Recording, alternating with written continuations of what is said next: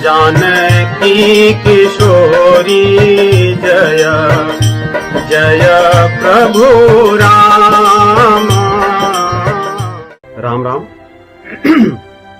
आज श्री रामचरितमानस की इस पावन कथा गंगा में श्री अयोध्या कांड के दोहे 156 से 166 11 दोहों के भाव रस का हम आस्वादन करेंगे। गोस्वामी तुलसीदास जी महाराज कहते हैं कि महाराज दशरथ को जब सुमंत्र जी द्वारा ज्ञात हुआ कि रामचंद्र जी अब लौट कर नहीं आएंगे, 14 वर्ष की अवधि बिताए बिना वे अयोध्या में पुनः नहीं लौटने वाले हैं,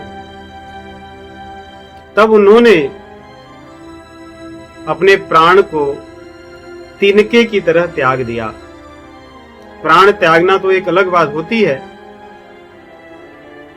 परंतु तिनके की तरह त्याग देना ये दूसरी बात होती है। देखिए, आया है सो जाएगा राजा रंक फकीर, कोई भी हो इस संसार में जातस्य ही ध्रुवो मृत्यु ध्रुवो जन्म मृतस्य च। भगवान कहते हैं भगवत गीता में, यदि कोई जन्मा है तो उसकी मृत्यु ध्रुव है, अटल है, और कोई अगर मरा है, शब्द भगवान कहते हैं ध्रुवो जन्म मृतस्य च, अगर कोई मर गया है तो उसका जन्म तो होगा। परंतु महाराज दशरथ जी ऐसे हैं, ये मरे नहीं हैं, इन्होंने शरीर को छोड़ दिया है, वो भी तिनके की तरह, क्योंकि अब इस शरीर का कोई अभिप्राय बचा नहीं है, कोई प्रयोजन अब जीवन का नहीं रह गया। 60,000 वर्षों तक महाराज इक्ष्वाकु द्वारा बसाई गई इस धराधाम पर साकेत की प्रतिबिंब जो अयोध्यापुरी है, उसका राज्य करने के पश्चात महाराज को पुत्र रूप में स्वयं भगवान प्राप्त हुए थे, और वो भी एक रूप में नहीं, भगवान ने अपने आप को 4 भागों में प्रकट किया था। यह अद्वितीय अवतार है भगवान का कि भगवान एक रूप में नहीं, अपने आप को 4 रूपों में प्रकट करके महाराज दशरथ जी के आंगन में विचरे। यही महाराज दशरथ जी के जीवन का उद्देश्य था कि भगवान को अपने आंगन में विचरते हुए देखना, और यही गोस्वामी तुलसीदास जी को भी बहुत प्रिय है। इसीलिए उन्होंने कहा कि मंगल भवन अमंगल हारी, द्रवौ सो दशरथ अजिर बिहारी। महाराज दशरथ जी के अजिर आंगन में विचरण करने वाले भगवान श्री रामचंद्र जी गोस्वामी तुलसीदास जी को बहुत प्रिय हैं, भगवान शिव जी को बहुत प्रिय है, और महाराज दशरथ जी को भी यही प्रिय थे। जब तक अपने आंगन में, अपने नगर में, अपने महल में रामचंद्र जी को देखते थे, वे अपने जीवन की सार्थकता समझते थे। परंतु कहते हैं कि जो प्रारब्ध होता है उसको कोई नहीं टाल सकता। इसीलिए कहते हैं कई बार लोग बोलचाल में कि भाग्य को भगवान नहीं, भगवान के पिता भी नहीं बदल सकते, भगवान के बाप भी नहीं बदल सकते। अर्थात भगवान के बाप तो यहां महाराज दशरथ जी हैं। उन्होंने भी भाग्य के सामने अपने आप को असहाय ही पाया और कुछ कर नहीं सके। इसलिए उन्होंने अपने प्राण को त्याग दिया। लेकिन कैसे त्यागा? राम राम कही राम कही, राम राम कही राम, तनु परिहरि रघुबर बिरह, राव गयो सुरधाम। क्योंकि राजा है, गोस्वामी जी लिखे हैं राव गयो सुरधाम, ये राजा है। इसलिए इंद्रलोक गए हैं, क्योंकि अभी अपने पुत्र को रावण पर विजय प्राप्त करके पुनः अयोध्या का राजा बनते देखेंगे। इसलिए उन्होंने शरीर को त्याग दिया कि और कैसे त्यागा, राम राम कही, कि मरते समय कोई व्यक्ति भगवान का नाम लेकर मरे, वो उन्होंने किया और कोई और नहीं कहलवाया। कई बार होता है और हमें ये करना भी चाहिए कि हमारे परिजन, अगर ऐसा सौभाग्य हो, आजकल तो व्यक्ति अधिकतर हॉस्पिटल में विविध प्रकार की नलिकाओं और पता नहीं क्या क्या चीजें पहन करके ही प्राण को त्यागता है। उसकी क्या चेतना होगी वही जाने, परंतु ये कलयुग का और हमारा दुर्भाग्य है। परंतु महाराज दशरथ जी स्वयं अपनी चेतना से राम राम कही, राम राम कही, राम राम ही कह रहे हैं और कुछ कह नहीं रहे। और दूसरा, प्राण को तज तो रहे हैं। कई बार क्या, सामान्यतः जीव प्राण तजते समय धन की, संपत्ति की, पुत्र की, अपने दुकान की, व्यवसाय की, बैंक अकाउंट की, अपनी संपत्तियों की, इन्हीं की चिंता करता है और इन्हीं के विरह में शरीर को त्यागता है कि अब ये सब छूट जाएंगे। लेकिन महाराज दशरथ जी रघुबर विरह, यहां पे रघुवर शब्द भी देखिए, रघुकुल तो इतना बड़ा वंश है। कोई व्यक्ति अगर कहे कि वो रघुवंश में आता है तो इतना कहने से ही उसका परिचय इतना बड़ा हो जाता है। कई बार किसी के पास संसार की थोड़ी बहुत वैभव हो, मान मर्यादा हो, प्रतिष्ठा हो, तो उसको छोड़ करके वो मरना नहीं चाहता। तो कोई ये न समझे कि महाराज दशरथ जी इसलिए विरह में हैं कि मेरा ये जो रघुकुल का जो राज्य है वो चला जा रहा है। ऐसा भी नहीं, उस रघुकुल के जो सबसे श्रेष्ठ हैं भगवान राम, रघुवर, उनके विरह में प्राण को तज रहे हैं। उन्हें राज्य की या अन्य किसी चीज की कोई चिंता नहीं, कोई उनको उससे आसक्ति नहीं। इसलिए गोस्वामी जी लिखते हैं कि जीने और मरने का फल यदि कोई व्यक्ति पाया है तो महाराज दशरथ जी हैं। जी कर भी वो भगवान की सेवा किए, चक्रवर्ती रूप में रहकर भी अपने यहां भगवान को प्राप्त किए और उनके विरह में अपने प्राण को भी त्यागे। ऐसा जीना और ऐसा मरना किसको सुलभ होता है? कई बार व्यक्ति जीने के चक्कर में मरना भूल जाता है और मरने के चक्कर में जीना भूल जाता है। कोई एक ही, क्योंकि अगर देखे तो आदमी जीने के चक्कर में इतना लगा रहता है, उसे मरने की पता ही नहीं होती। और मरता है कैसे? बहुत विचित्र रूप से, बहुत विचित्र रूप से अपने शरीर को त्यागता है। अर्थात जैसे भगवान कहते हैं कि अंत काले च मामेव स्मरण मुक्त्वा कलेवरम, कि अंत काल में मेरा स्मरण करते हुए जो त्यागता है, यह प्रयाति सम्मत भावम याति नास्त्यत्र संशय, वो मेरे पास आता है, इसमें कोई संशय नहीं है, जिस भाव को स्मरण करके आता है। तो आदमी का मरना तो तभी सफल होता है जब वो भगवान का स्मरण करते हुए उस चेतना में अपने प्राण को त्यागे। इसलिए जो उस चेतना के लिए प्रयास करते हैं उन्हें संसार को छोड़ना पड़ता है, और जो संसार को नहीं छोड़ते तो वो उस प्रकार मर भी नहीं पाते हैं। लेकिन महाराज दशरथ जी जीते जी रामचंद्र जी के साथ और मरते समय उनका विरह। इसलिए गोस्वामी जी लिखते हैं, जियना मरण फल दशरथ पावा,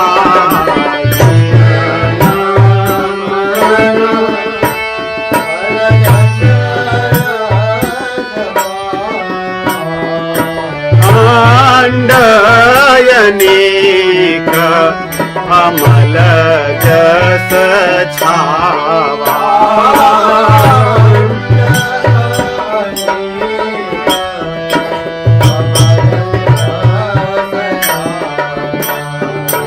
जियत राम विदु भगना निहार, जियत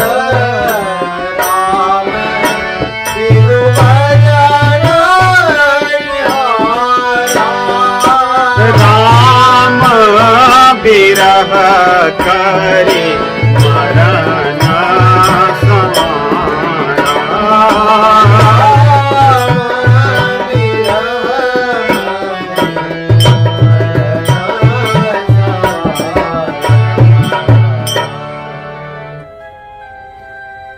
जियत राम विधु बदन निहारा, जीते जी रामचंद्र को देखते रहे और उनके विरह में अपने शरीर को त्याग करके अपने मृत्यु को भी उन्होंने संवार दिया, श्रृंगार कर दिया, स्वागत कर दिया। तो इस प्रकार महाराज जी जो अपने प्राण को या शरीर को तज देते हैं, अयोध्या में सब जगह हाहाकार मच जाती है कि आज सूर्य वंश का सूर्य अस्त हो गया। आज अयोध्या में जो सूर्य जिसका प्रताप छाया था, आज वो सूर्य अस्त हो गया। महाराज दशरथ जी जिनके नगर में सभी प्रसन्न रहते थे, जो धर्म की धुरी थे, धर्म धुरंधर गोस्वामी जी कहते हैं, गुण निधि ज्ञानी, जो धर्म की धुरी थे, धुरंधर थे, गुण निधि थे, ज्ञानी थे, हृदय भगति मति सारंग पानी, जिनके हृदय में भक्ति और जिनकी मति में भगवान श्री रामचंद्र जी रहते थे, आज ऐसे सूर्य का अस्त हो गया। आज ऐसा सूर्य अस्त हो गया। सभी जगह विलाप करने लगे। माताओं की, रानियों की जो स्थिति थी उसका वर्णन नहीं किया जा सकता। सभी लोग कैकेयी को गालियां देने लगे कि धिक्कार है इस कैकेयी पर जिसकी मति ऐसी मारी गई।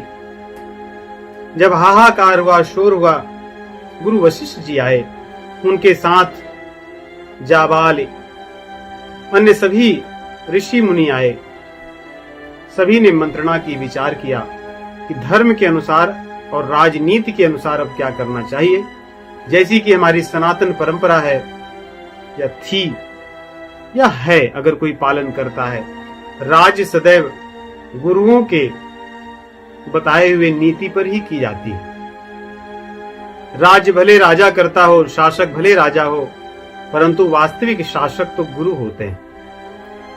इसलिए गुरुओं ने मंत्रणा की और राजनीति के अनुसार निष्कर्ष निकाले कि इस समय महाराज जी के शरीर को, मृत देह को बचा कर रखना चाहिए और अंत्येष्टि भरत जी द्वारा कराई जानी चाहिए।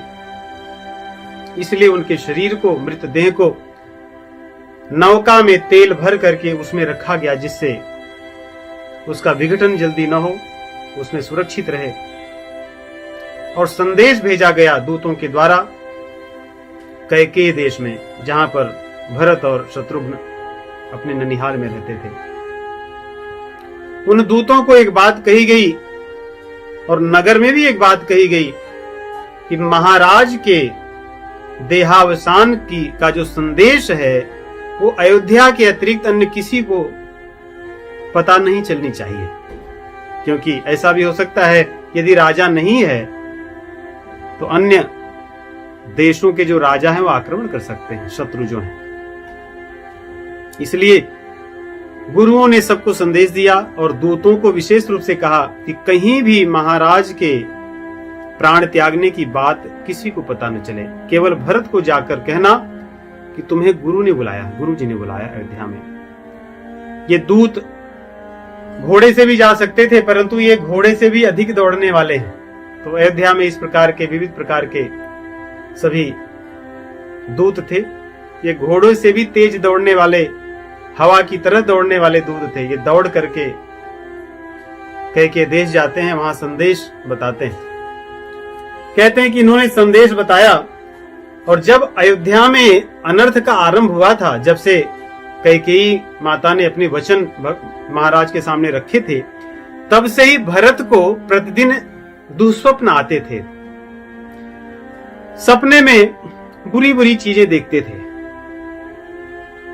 इसलिए वो उठते थे तो ब्राह्मणों को बुलाते, उन्हें दक्षिणा देते, उन्हें भोजन कराते, जिससे यदि कोई अनहोनी होनी हो तो टल जाए।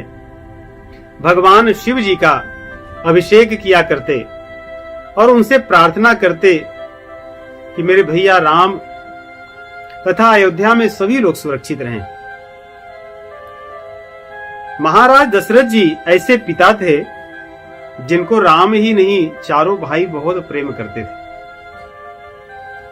माताओं से इन भाइयों के प्रेम का उतना वर्णन नहीं है जितना वर्णन महाराज दशरथ जी से है।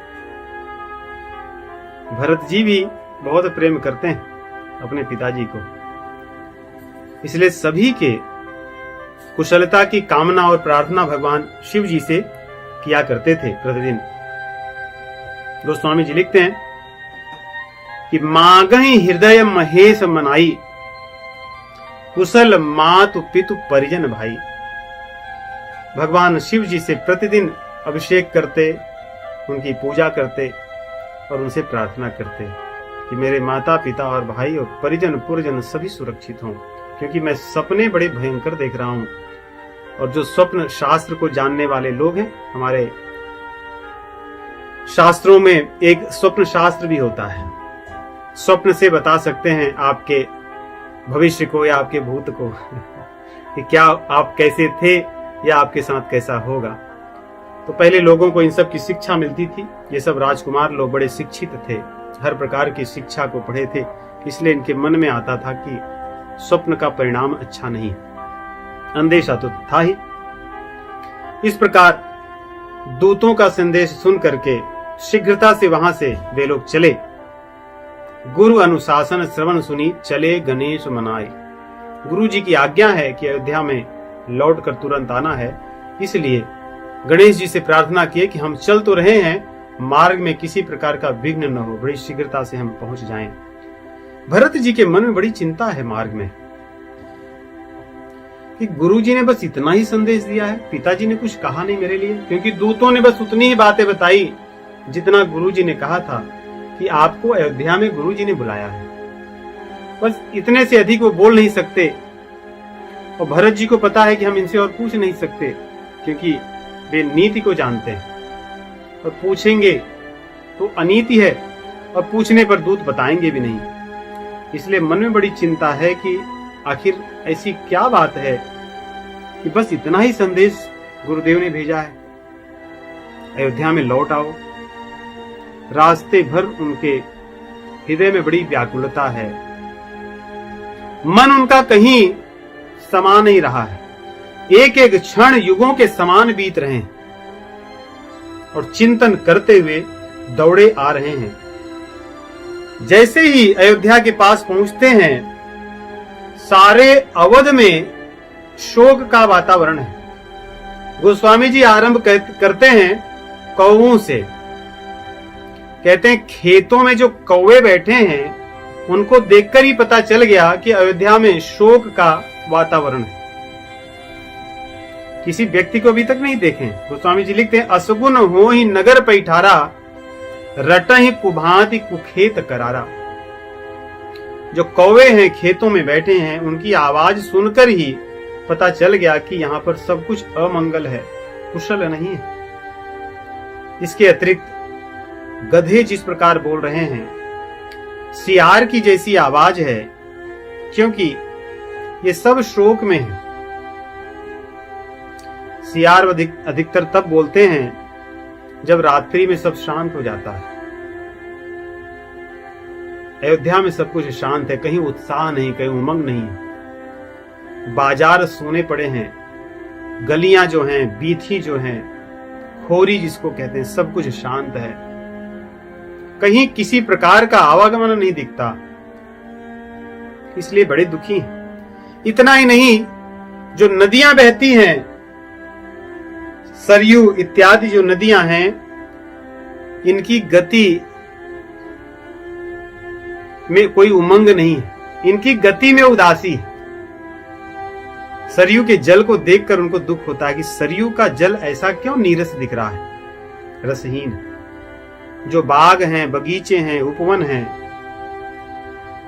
सर्वत्र उदासी छाई है, निराशा छाई है, सब जगह भयानक लग रहे हैं। जो पक्षी हैं, पशु हैं, हाथी हैं, घोड़े हैं, इनकी तरफ तो देखा नहीं जा रहा है। इनके आंखों से ऐसी अश्रु बह रहे हैं।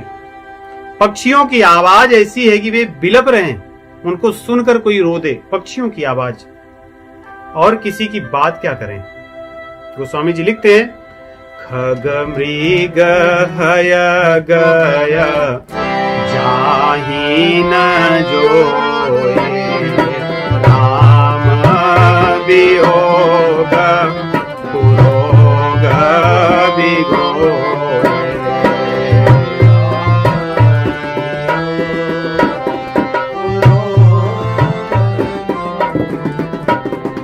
नगर नारी नर निपट दुखारे, मनहु सबनी सब संपत्ति हारे।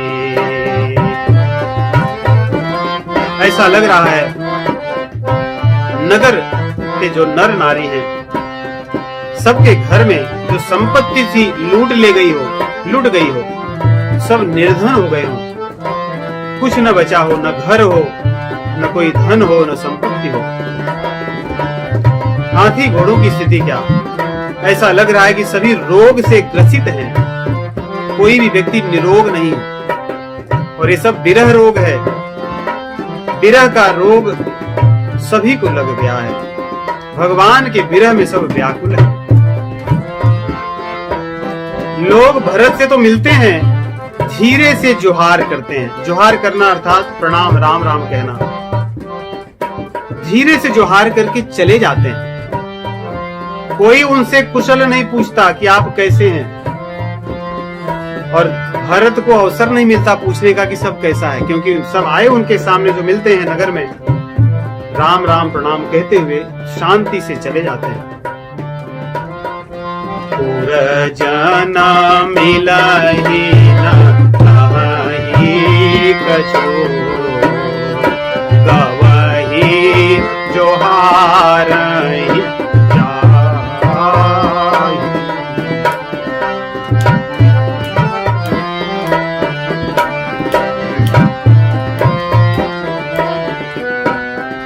भरत कुशल पूछि न सकहि, भय विषाद मन माहि।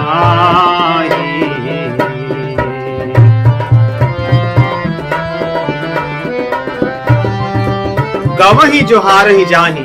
गवहि मतलब बड़ी शांति से चुपचाप। आगे गोस्वामी जी लिखते हैं, हाट बाट जो अयोध्या का था एकदम शांत हो गया, सन्नाटा छाया है, कहीं कोई आवाज नहीं। दुकानें न तो कोई खोले हैं और जिनकी खुली है वहां कोई लेने वाले नहीं है, क्योंकि किसी को कोई वस्तु की आवश्यकता नहीं है, किसी को कुछ नहीं चाहिए। हाट बाट नहीं जाए निहारे, जनु पूरा दह देसी लागे दवारे।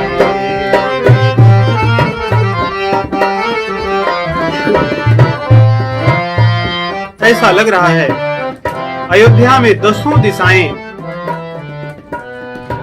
जल करके सब कुछ नष्ट कर दी हूं। 10 दिशाओं में आग लग गई हो। जैसे आग लग जाने पर वहां पर कुछ नहीं बचता, केवल राख की ढेरियां होती हैं और वही उड़ती हैं। अयोध्या में जहां भी दृष्टि भैया भरत की जा रही है, सर्वत्र वही दिख रहा है उन्हें।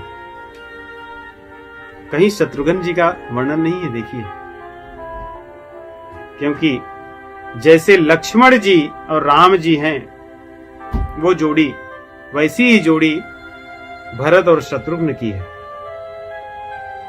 शत्रुघ्न जी का मन भरत जी के मन के अनुसार चलता है, इसलिए एक जन का वर्णन जो है उनके मन की स्थिति है वही दोनों की है, इसलिए गोस्वामी जी एक जन की लिखते हैं।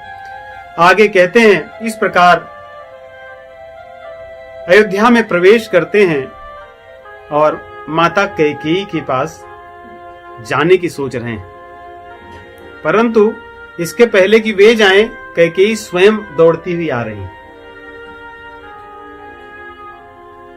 ऐसा भी नहीं पता चल रहा है कि भरत जी कैकेयी माता जी के यहाँ ही जा रहे थे, परंतु ऐसा लग रहा है कि कैकेयी माता जी को जब पता चला तो वही दौड़कर आई और बड़ी प्रसन्नता से आरती लिए, आरती की थाली लिए। मन एकदम प्रसन्न है, मुस्कुराहट है चेहरे पर, ये सोचकर कि जिस समय के लिए जो मेरा प्रयोजन था अब वो सफल होगा, मेरा उद्देश्य जो था वो सफल होगा। भरत जी के पास आती ऐसी प्रसन्न है। गोस्वामी जी लिखते हैं, कैकेयी हर्षित एहि भांति मनहु मुदित दब लाई किराती। किराती अर्थात जो वन में रहने वाली वनवासिनी होती है, कई बार प्रसन्न होकर के वो वन में ही आग लगा देती है। उसको पता नहीं चलता, जैसे मान लो कहीं मधु का छत्ता हो और उसके घर कोई अच्छा प्रयोजन होने वाला हो तो वो सोचे कि चलो मैं मधु को ले लूंगी, इसका उपयोग होगा हमारे यहाँ जो लोग आएंगे अच्छे प्रयोजन में। तो मधुओं को भगाने के लिए वो आग लगाती है और उस आग से पूरा वन जल जाता है, उसका घर भी जल जाता है, उसका सब कुछ जल जाता है। इसलिए कई बार इसका वर्णन आया है कि जैसे वनवास में रहने वाली स्त्री या वन में रहने वाली स्त्री, वनवासिनी, आदिवासिनी अज्ञानतावश अपने ही घर को जला देती है, वन को जला देती है, प्रसन्न रहती है मधु लेने के चक्कर में या अपनी अज्ञानता से। कैकेयी ने वही किया है। कैकेयी ने अपने हाथों से अयोध्या को जला रखा है, कहीं कुछ बचा नहीं है, परंतु उस भीलनी की तरह वो प्रसन्न है। आरती लिए दौड़ी आई प्रबुद्ध मन से और पूछती है कि हे पुत्र, मेरे नैहर में, मायके में सब कुशल तो है ना, कोई अमंगल या अकुशल तो नहीं, सब कुछ ठीक ठाक चल रहा है, मेरे पिताजी माताजी या जो भी हैं वहां पे सब बढ़िया है ना। भरत जी ने कहा कि सब कुछ ठीक है, लेकिन यहाँ पे कहाँ है, क्या हाल है। सबसे पहला प्रश्न पूछते हैं। देखिए, कहते हैं पिताजी कहाँ हैं, किसी और को नहीं पूछे। उसके बाद कहते मेरी माताएं कहाँ हैं। कहते भैया, माता सीता जी और लखन भैया कहाँ हैं। वो सब चीजें भरत जी को किसी चीज की रुचि नहीं है कि आपके मायके में, नैहर में कौन कैसे हैं। वो सब चीजें तो हम बाद में बात कर सकते हैं, आरती तो हम बाद में भी कर सकते हैं, परंतु पिताजी कहाँ हैं, माताएं कहाँ हैं। कहू कहाँ तात, कहाँ सब माता।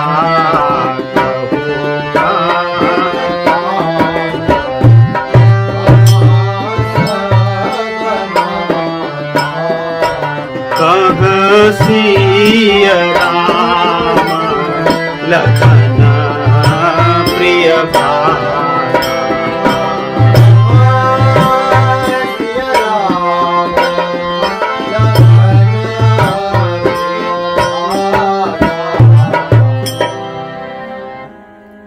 भरत जी कहते मेरे पिताजी तात कहाँ हैं, मेरे प्यारे भैया कहाँ हैं।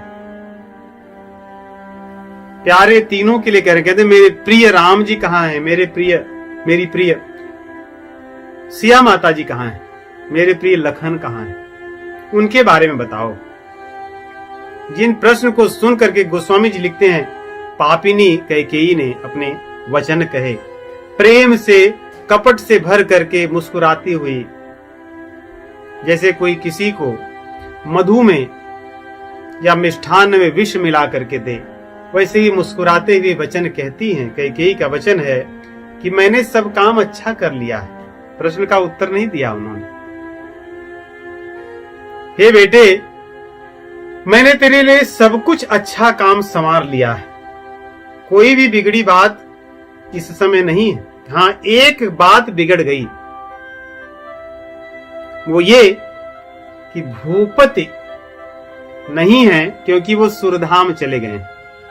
भरत जी को सोचिए, कुछ समझ में नहीं आया कि मैंने सारी काम संवार लिया है, सारे कार्य को मैंने बहुत बढ़िया विधिवत संवार लिया है, केवल एक बात इसमें बिगड़ गई कि तुम्हारे पिताजी सुरधाम चले गए। अब ये बात तो भरत को समझ में नहीं आई, परंतु इतनी बात समझे कि पिताजी नहीं रहे। अब जैसे उन्होंने बात को सुनी कि पिताजी नहीं है, समझ लीजिए कि जैसे कोई हाथी विचरण कर रहा हो अपनी मस्ती में और सिंह की आवाज सुनते ही उसके प्राण सूख जाते हैं कि अब मेरा बचना हो सकता है, असंभव हो, वो डर जाता है। भरत जी की ऐसी स्थिति हुई कि पिताजी नहीं है, सुरधाम चले गए और सब काम बढ़िया बन गया है, एक बिगड़ गया है। उनको कोई बात समझ में नहीं आई। पुकारने लगे कि हे पिताश्री, हे पिताश्री, कहते ही भूमि पर गिर पड़े।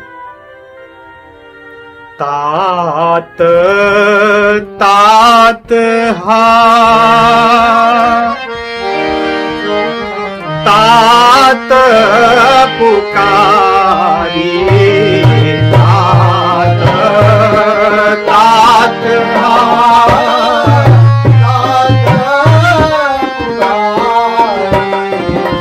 परे भूमि तल व्याकुल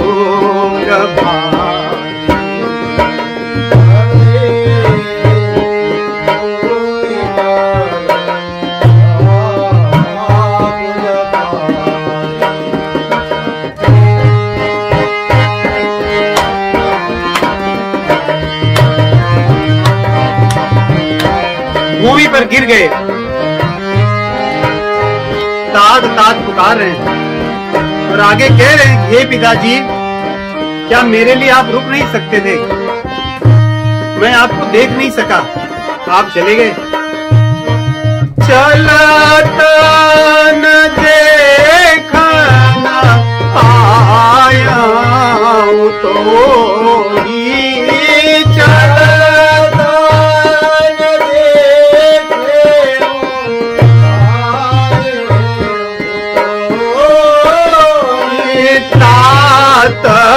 न राम ही सौंपे,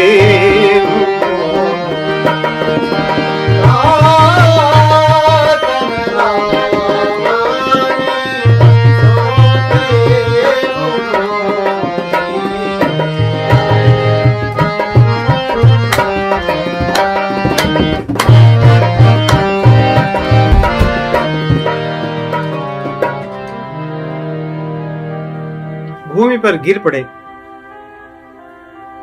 उनको एक तरह से मूर्छा आ गई। चेतना आने पर कहने लगे कि हे पिताश्री, मुझे दो बातों का दुख है। एक ये कि आपको मैं जाते समय देख नहीं पाया, दूसरा यदि मैं होता तो निश्चित ही आप मुझे मेरा हाथ पकड़कर भैया के हाथ में दे देते। क्यों? क्योंकि जब साथ छूट रहा है तो मेरे बड़े भैया राम ही मेरे पिताश्री हो जाते, वही मेरे पिताजी हैं। मुझे पिता की कमी नहीं रह जाती, इसलिए आपने मुझे रामचंद्र जी को भी नहीं सौंपे और चले गए। फिर माता जी को कहते हैं कि हे मां, पिताजी के मरण का कारण क्या है? क्या बीमार थे? क्या हुई थी ऐसी बात? कैकेयी ने सारी बातें विधिवत और बड़े प्रेम से कही और प्रसन्न होकर के, जिससे भरत जी प्रसन्न हो जाएं, कहती हैं कि मैंने आपके हित के लिए सारी बातें कर ली, सब कुछ आपके हित के लिए मैंने किया। जैसे उन्होंने बात सुनी कि रामचंद्र जी के साथ ऐसी बात हो गई है कि वे वन में चले गए हैं, कैकेयी ने सारी बातें उन्हें समझाई विधिवत। ऐसा लगा भरत जी को कि किसी ने मेरा जो घाव था उसको कट कर दिया हो, काट दिया हो और उस घाव में विष डाल दिया हो। घाव तो पिताजी के मरण का था, पीड़ा थी, परंतु वो पीड़ा अब उतनी नहीं रही जितना अब भैया के वन में चले जाने की है। इसीलिए कहते हैं गोस्वामी जी कि पिताजी के मरण का दुख भरत जी को भूल गया। अब पिताजी के मरण का उनके मन में कोई दुख नहीं, अब उनको दुख केवल भगवान श्री रामचंद्र जी का है।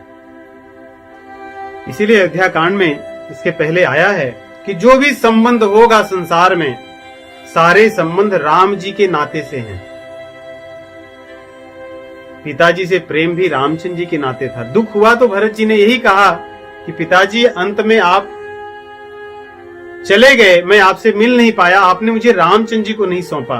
और यहाँ पर फिर दुखी हो जाते हैं कि पिताजी के मरण की बात तो चली गई, रामचंद्र जी के वन गमन का जो दुख है, पीड़ा है, वो हावी हो गई। पूजनीय प्रिय परम जहाते,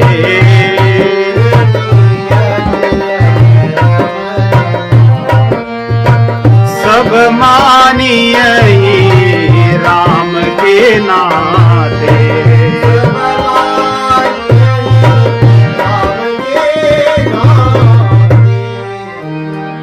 पूजनीय प्रिय परम जहाते, कोई भी व्यक्ति प्रिय हो, महान हो, पूजनीय हो,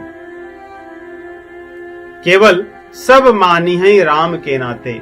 सब कुछ राम जी के कारण ही पूजनीय कोई होता है, बड़ा होता है या परम होता है, प्रिय होता है। तो भरत जी का जो दुख था अब पिता के मरण से हट करके भगवान श्री रामचंद्र जी के वन गमन का या विरह का हो गया। और आगे चल करके कैकेयी ने बड़े प्रेम से समझाने का प्रयास किया कि हे भरत, ये कोई दुख करने की बात नहीं है। कैकेयी को लगा कि पिताजी के मरण से बड़े दुखी हैं। कहते हैं पिताजी के लिए क्यों चिंता करते हो? पिताजी तो जब तक इस संसार में थे चक्रवर्ती थे और रामचंद्र जी को बहुत प्रेम करते थे, उन्हीं के विरह में चले गए। उनका यश तो सर्वत्र व्याप्त है, इसलिए उनके लिए चिंता करने की क्या आवश्यकता है? सोचिए, व्यक्ति की मति कैसी कुंठित हो सकती है। पति के मरण को कैकेयी कह रही है कि कोई चिंता की बात नहीं, अपने पुत्र को समझा रही है।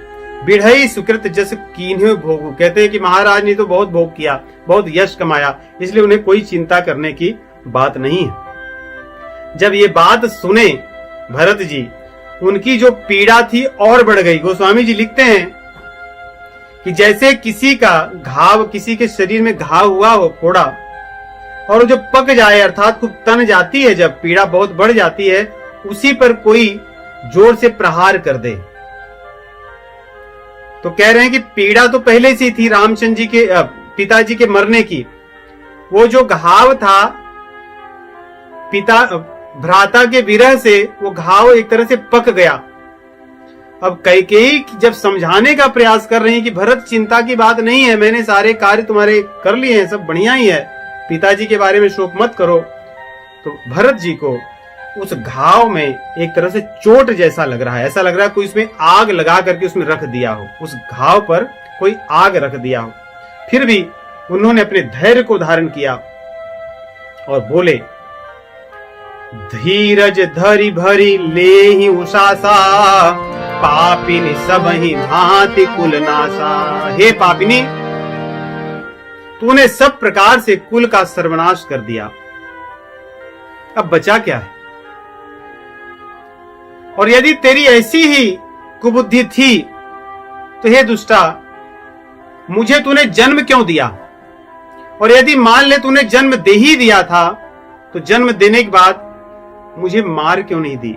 मुझे इस दिन के लिए तूने जीवित रखा था, ये दिन देखना था।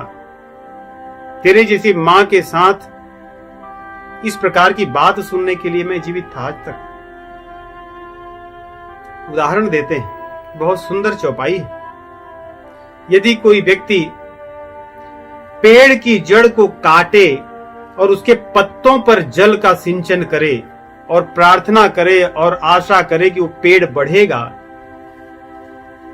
वो तो असंभव है। पेड़ तो कुछ दिन में सूख कर नष्ट हो जाएगा, गिर जाएगा।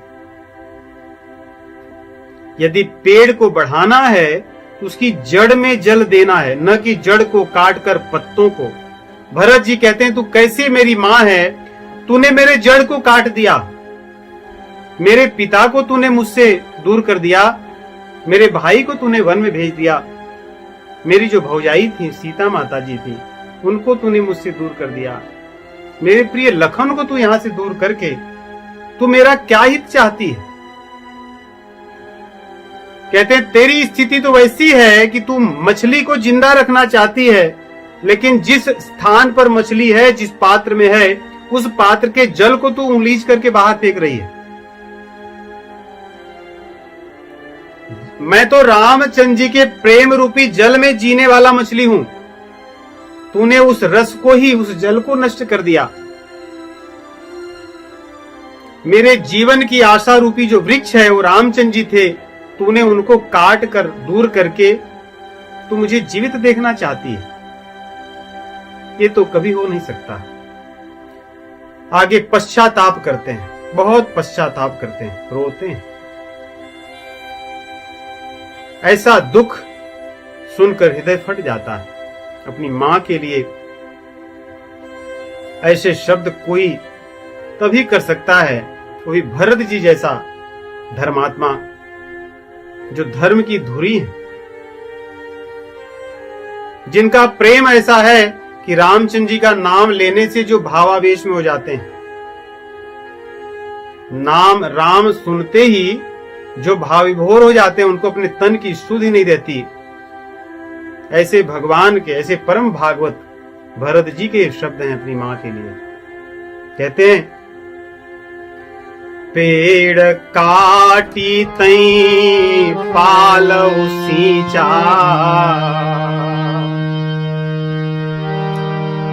मीन जियन नीति बारी उलीचा,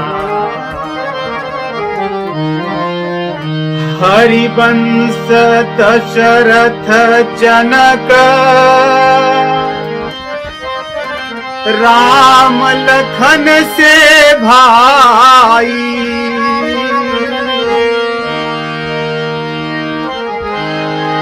जननी तू जननी भई, विभीषण कछु न बसाई। मेरा भाग्य तो देख, हरिवंश दशरथ जनक, हरिवंश सूर्य वंश में मेरा जन्म हुआ है। सूर्य वंश में राजा तो अनेक हुए, लेकिन महाराज दशरथ जी का जो यश है वो तो अनेक ब्रह्मांडों में छाया हुआ है। वे मेरे पिता हुए। हरिवंश अर्थात सूर्यवंश, सूर्यवंश में मेरा जन्म, उस वंश में भी महाराज दशरथ मेरे पिता हुए। और मेरे भाई राम और लक्ष्मण, किसके भाई रामचंद्र जी जैसे होंगे? कोई ऐसा भाई जिसका राज्याभिषेक होने वाला होगा तो वो सोचेगा कि हम सब साथ में जन्मे हैं, मेरा ही क्यों राज्याभिषेक हो रहा, मेरे और भाइयों का होना चाहिए। कौन ऐसा भाई मिलेगा? कह रहे राम और लखन जैसे भाई, महाराज दशरथ जी जैसे पिता, सूर्यवंश जैसा कुल, परंतु इसमें जननी तू जननी भई, और मुझे जन्म लेना था तो तेरी कोख से। मेरा दुर्भाग्य कैसा है, मैं कैसा पापी रहा होऊंगा कि ऐसे कुल में, ऐसे वंश में मैं कलंक बन गया तेरे कारण। और तूने मेरे कारण ही मेरे भाई को वन में भेजा है, क्योंकि हेतु तो मैं हूं। तेरा जो मुझसे मोह था उसी ने ये सब कुछ कराया, इसलिए तेरा भी नहीं, दोष तो मेरा है, क्योंकि हेतु मैं हूं, निमित्त मैं हूं। अपने आप को धिक्कारते हैं, कहते हैं कि तेरी बुद्धि इतनी कुंठित है, तेरा हृदय इतना कठोर है कि तेरा हृदय अभी तक फटा नहीं इन सब दुख को देखकर। कैसी तू मां है, इस प्रकार विविध प्रकार की बातें कह रही हैं। कहते हैं तेरी जीवा नहीं गली, तेरे मुख में कीड़े नहीं पड़े, तेरे को कोई पीड़ा नहीं हुई हृदय में। रामचंद्र जी जैसे भाई को इस प्रकार कहते, और तेरे महाराज दशरथ जी जैसे पति को खो देने पर तेरे मन में पीड़ा नहीं है। इस प्रकार की बातें कहते हैं। कहते हैं मेरे पिताजी बड़े सरल थे तो चक्रवर्ती, परंतु उनका स्वभाव बड़ा सरल था, इसलिए तुझे वो कभी पहचान नहीं पाए। गोस्वामी जी यहां एक बात लिखते हैं, भरत जी कहते हैं, सरल सुशील धर्म रत रावो, सो किम जानै प्रिय सुभाव। विधि हुन नारी हृदय गति जानी, सकल कपट अघ अवगुण खानी। कहते हैं यदि कोई स्त्री जो मर्यादा को छोड़ दे, 4 संबंध यथाकाल,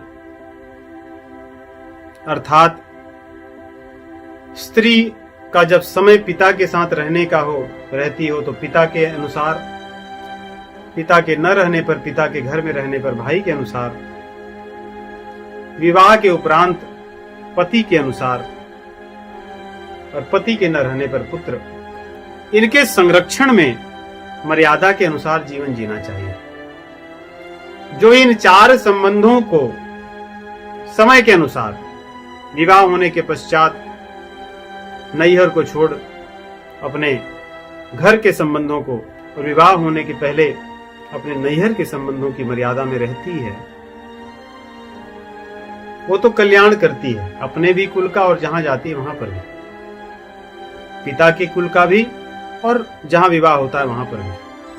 परंतु जो इनमें से किसी मर्यादा को नहीं मानती, कहते हैं वो अपनी गति से, अपने निर्णयों से इतने पाप अर्जित करती है। कह रहे हैं कि उसके पाप के अनुसार जो उसका प्रारब्ध होता है उसको ब्रह्मा जी भी नहीं जानते। भरत जी कह रहे हैं मेरे पिताजी तो बड़े सरल थे, वे क्या समझ सकते हैं तेरे इस विचारों को, तेरी कुमति को, कुबुद्धि को। वो सरल स्वभाव वाले पिताश्री कभी समझ नहीं पाए। कहते हैं तू है कौन, तू अपना परिचय दे मुझे, तू इस शरीर में, मानव शरीर में मेरे मां के रूप में तू वास्तव में है कौन, तू किस लिए यहां आई है, क्या ऐसा मेरा तेरा या स्कूल के साथ संबंध था कि तू इस प्रकार सर्वनाश करने के लिए आई है। रामचंद्र जी को तो जीव जंतु सभी प्रेम करते हैं, लेकिन उन रामचंद्र जी से तुझे क्यों घृणा हो गई? कौन सा ऐसा जीव जंतु होगा जो रघुनाथ से प्रेम नहीं करता, और तू उन जीव जंतुओं से भी तुच्छ हो गई, उनसे भी अधिक पतित हो गई मानव शरीर में, कि तूने रघुनाथ से ऐसा द्वेष कर लिया। अस को जीव जंतु जग माही,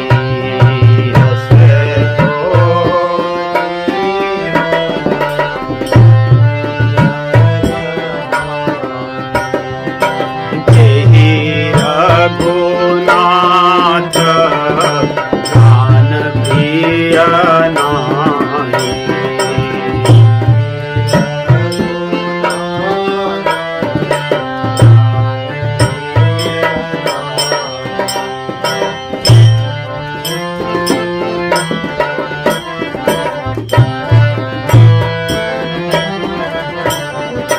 जो हसी सो हसी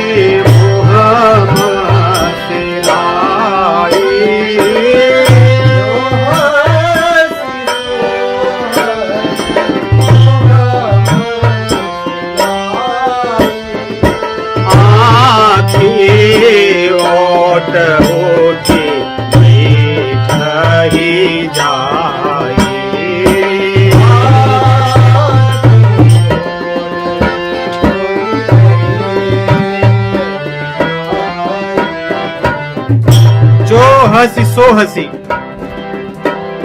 तू जो भी है सो रह, मुझे नहीं कुछ लेना देना। परंतु एक काम कर, मेरी आंखों से दूर हो जा, मैं तुझे अब देखना नहीं चाहता। अब से मैं तुझे अपनी आंख के सम्मुख नहीं देखना चाहता। उन्होंने अपनी मां का परित्याग कर दिया। कि जिस व्यक्ति के हृदय में भगवान से प्रेम नहीं, उसकी कोख से जन्म लेकर मैं तो महापातकी हूं, ये सिद्ध हो गया। परंतु अब मैं इसको नहीं देखूंगा, क्योंकि इसको जब तक मैं देखूंगा मेरे संस्कार ऐसे ही बनेंगे, और मैं पुनः इसके साथ ही जीवन पाऊंगा। इसलिए कहते हैं तू हट जा, और पश्चाताप करते हैं, कहते हैं राम विरोधी हृदय ते प्रकट कीन्ह विधि मोहि।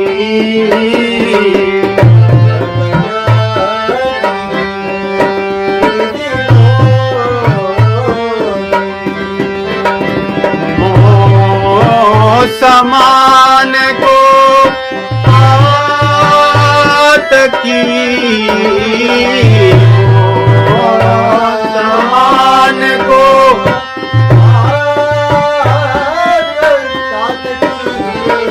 आदि कहम कछु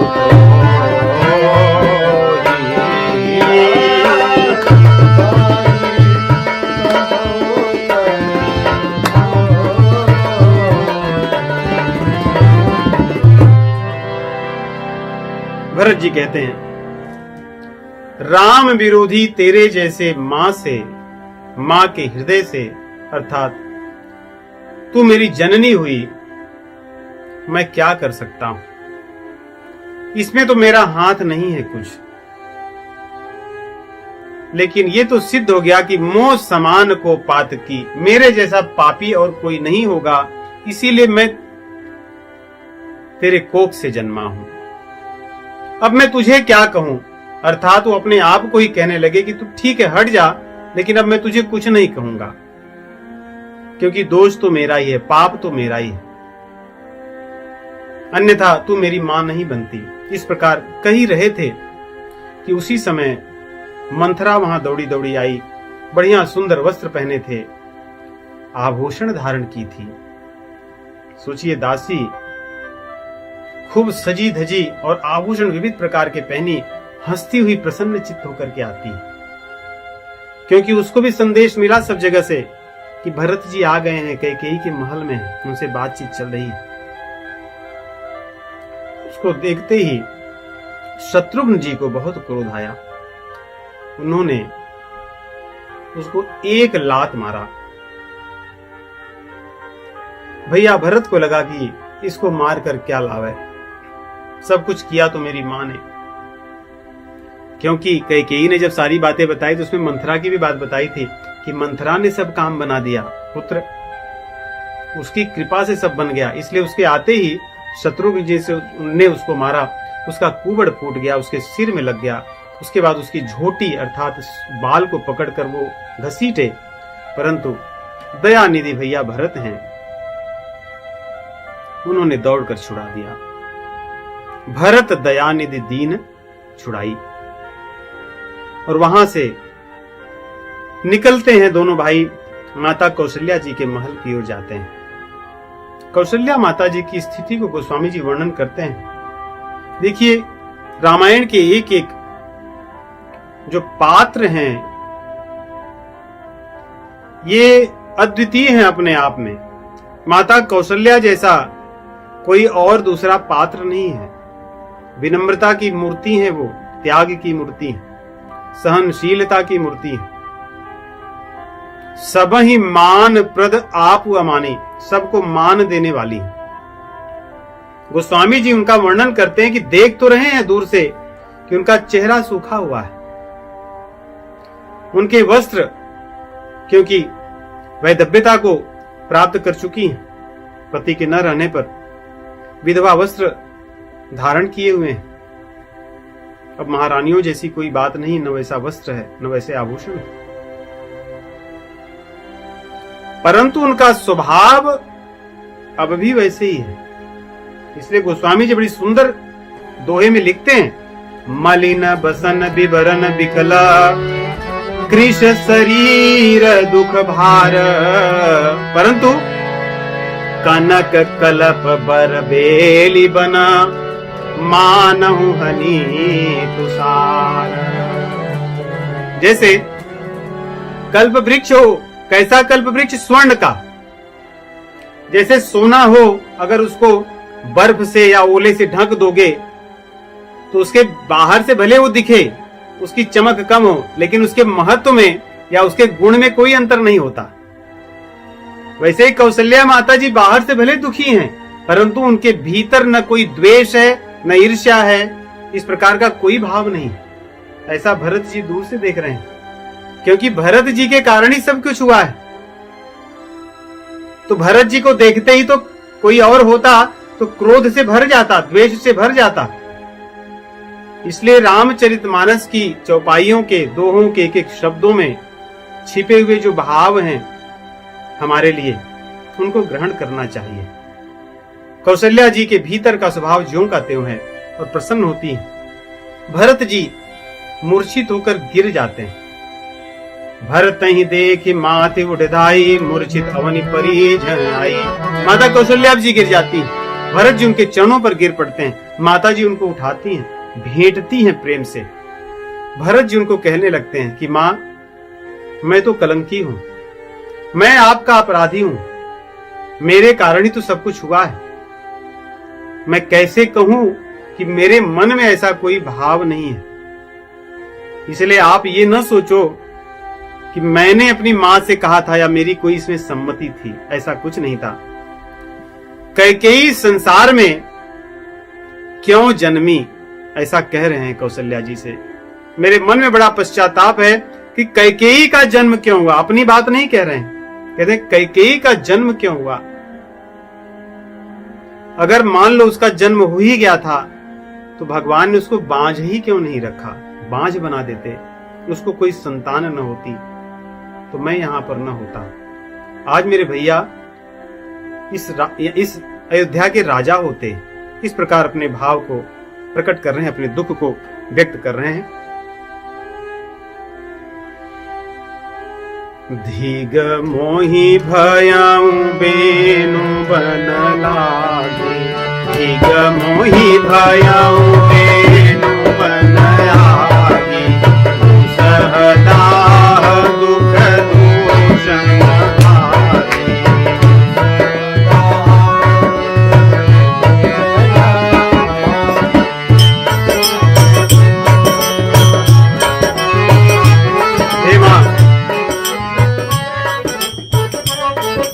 कहते हैं जैसे अग्नि लगती है उसका कारण मैं हूं, मैं ही अयोध्या रूपी इस बांस के वन में आग का कारण हूं। सब कुछ जो जल कर नष्ट हो गया है मेरे कारण हुआ है। यहाँ पे जो भी दुख दिखता है विरह का, जो भी दोष दिखते हैं, उसका कारण हेतु केवल मैं और मैं हूं और कोई नहीं है। माता कौशल्या जी उन्हें उठा करके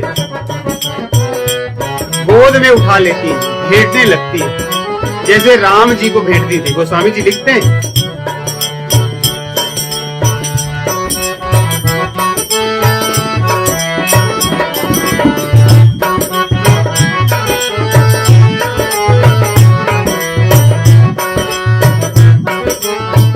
सरल सुधाय माय लाए, अति हित मानऊ राम फिरि आए, अति हित मानऊ। कौशल्या जी के लिए जैसे राम जी से प्रेम था वही प्रेम भरत जी से है। सोचिए, जिसके कारण सब कुछ हुआ, लेकिन कौशल्या जी को राम लग रहे हैं कि मेरे राम हैं ये, उसी भाव से उनको अपने हृदय में लगाई है। अति हित मानऊ राम फिरि आए, अति हित भेटे हूँ बहुरी लखन लघु भाई, शोक स्नेहन हृदय समाई, शोक। स्वामी जी कौशल्या जी के चरित्र को इस चौपाई में लिखते हैं, कहते हैं, देखी स्वभाव कहत सब कोई, देखी स्वभाव, देखी स्वभाव, देखी स्वभाव, देखी स्वभाव,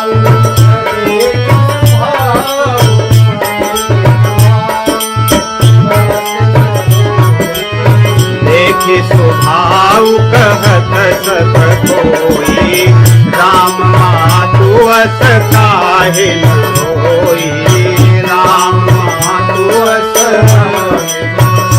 हे राम मातु अस काहे न होई, राम मातु अस, हे राम मातु अस,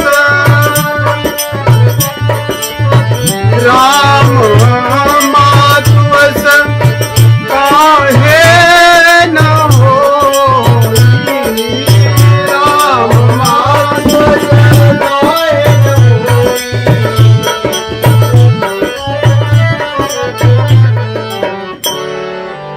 गोस्वामी जी कहते हैं राम मातु अस काहे न हुई। राम जी की माता का स्वभाव ऐसा नहीं होगा तो कैसा होगा। उनके मन में किसी प्रकार का द्वेष ईर्ष्या भरत को लेकर नहीं है। जैसे राम और लखन प्रिय थे वैसे ही भरत शत्रुघ्न प्रिय हैं। उनको गोद में उठाती हैं और कैसे बच्छ के समान।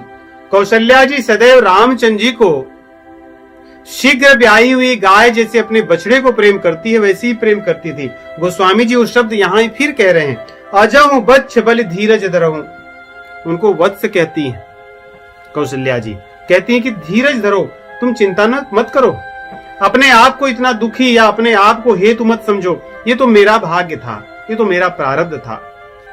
कहती हैं पुत्र मेरी तरफ देखो, मैं कितनी निष्ठुर और मेरा प्रारब्ध कितना बुरा है जिसके कारण सबको कष्ट हो रहा है। मेरे भाग्य में लिखा था कि मैं रामचंद्र जी से दूर हो जाऊंगी या रामचंद्र जी मुझसे दूर हो जाएंगे और मेरे पति चले जाएंगे। कहती मेरी दुष्टता और मेरी कठोरता देखो कि पति के चले जाने पर मैं अब भी जीवित हूं। माता का हृदय तो पिता के हृदय से कोमल होता है, परंतु राहु का देखिए, राजा का देखिए, वे तो भगवान के विरह में रह नहीं सके, मैं अब भी बैठी हूं। तो हे पुत्र, मेरे भाग्य में बहुत बड़े बड़े कष्ट लिखे हैं, उनके कारण ही सबको कष्ट मिल रहा है। इस प्रकार भरत को समझाती है, कहते हैं किसी को दोष मत दीजिए, न तो स्वयं को और न तो कैकेयी को, क्योंकि मेरे प्रारब्ध में ऐसा था तो ऐसा होना था। काहू ही दोष देहु जनिताता, भा मोहि सब विधि बाम विधाता। जब मेरे प्रारब्ध ही ऐसे हैं तो किसी और को दोष देने की आवश्यकता नहीं है। उसके बाद में सारी बातें भरत को बताती हैं, किस प्रकार उन्हें आज्ञा मिली। आज्ञा सुनते ही रामचंद्र जी आए, वस्त्र को जो राजकीय वस्त्र था उसको छोड़कर वल्कल वस्त्र को धारण किए। कह रही है उनके चेहरे पर कोई शोक नहीं था, बड़े प्रसन्न थे, जैसे तुम उनको सदैव प्रसन्न देखते थे। क्योंकि भरत को दुख हो रहा है ना, भैया कैसे गए, क्या भैया को दुख था, दुखी थे, चिंतित थे। कह रही नहीं, वे वैसे ही प्रसन्न थे जैसे तुम्हारे साथ सदैव रहते थे, इसलिए तुम चिंता मत करो। कह रहे वे जा रहे थे तो जानकी जी भी दौड़ी आई। हमने समझाने का प्रयास किया परंतु वे जाना चाहती थी, वो भी चली गई। लखन को जब पता चला वो भी दौड़ा गया, वो भी नहीं माना। इस प्रकार ये सब तीनों चले गए। सुमंत्र जी गए, समझाकर लाने का प्रयास किए परंतु वो लौट कर नहीं आए। और जब वो लौट कर नहीं आए तो महाराज जी ये संदेश सुनते ही उनके विरह में अपने प्राण को त्याग दिए। इस प्रकार सारी बातें बता रही हैं। आगे कह रही ये सब मेरी आंखों के सामने हुआ। ये सब कहने के बाद फिर कह रही हैं ये सब जो चीजें बता रही हूं मैं साक्षी थी, परंतु मैं कितनी अभागी हूं, मेरा हृदय कितना कठोर है कि मैं वो सब बातें तुम्हें भी बताने के लिए अभी तक जीवित हूं। ये मेरी दुर्दशा है, ये मेरा दुर्भाग्य है, ऐसा कह रही हैं। कौशल्या जी के इस बात को सुनते ही सारा रनिवास रोने लगता है। जो दासियां थी, दास थे, सब रोने लगते हैं। उनको देखकर नगर के सभी लोग रोने लगते हैं। सर्वत्र शोक का वातावरण व्याप्त है। गोस्वामी जी लिखते हैं ऐसा लग रहा है शोक शरीर को धारण करके मूर्तिमान होकर अयोध्या में विचर रहा है। सर्वत्र अयोध्या में जहां ही देखो शोक ही शोक है, शोक के अतिरिक्त कोई नहीं दिख रहा। जैसे हम कहते हैं कि कण कण में राम है, वैसे ही कण कण में यहां शोक निवास कर रहा है। कौसल्या के बचन सुनी भरत सहित रनिवास, व्याकुल बिलपत राजगृह, मानहु शोक निवास, मानहु शोक निवास। आगे की कथा अगले सप्ताह। राम राम।